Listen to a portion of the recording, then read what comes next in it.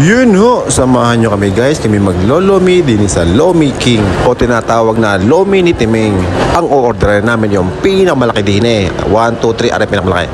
Habang kami nakita ni Miss Universe, ako magmamagic muna sa kanya. O hep hep, hop, puso, kinain, hop, kinis, hinipan mo, lumaki. Siyempre, pag mahal mo ay pagpipiga mo ng kalamansi. Yan, o 1, 2, 3, o di ari, o yun na. Parang galit ka pa. At kinuha ko ng kanyang kakambal, ang toyo. Hindi pala magagalit dyan.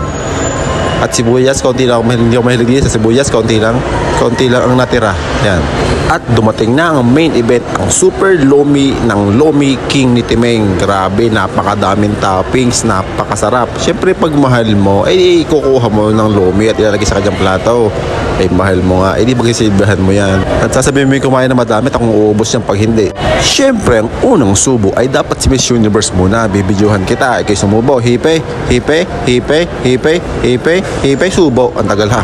Grabe naman talaga ang Lomi nga rin. Oh, may sugpo pa, malit lang.